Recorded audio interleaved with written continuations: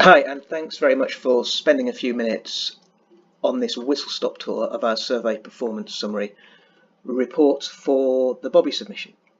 So here we are. You can see in the top left-hand corner, first of all, we have a simple summary of how the fieldwork went in tabular form. So we have survey status across the top, and we have specialty down the side. In this case, it was a GP survey, so it's pretty straightforward.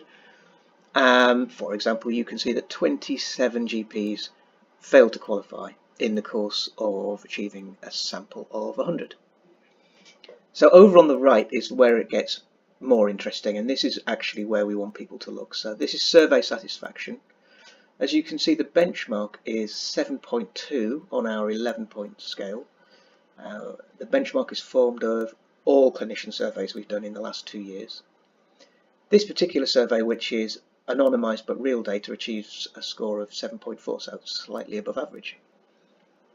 Survey duration gives some clues as to why that might be actually. So this was a 10-minute survey.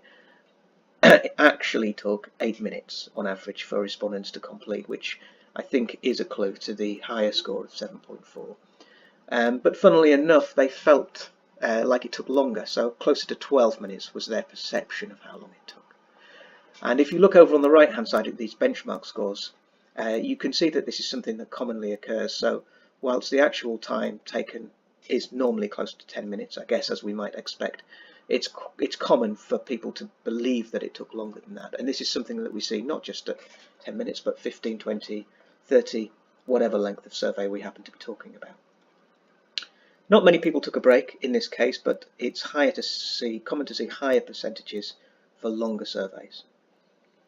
How are people completing? Well, most popular is still the old desktop and laptop, but we do, as you'll see on the line below, now have a significant minority completing via their phones.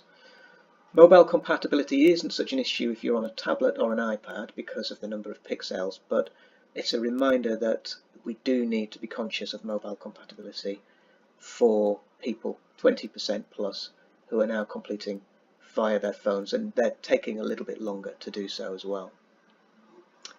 Why did they screen? In this bottom panel, we're just going to wrap things up. So why did they screen?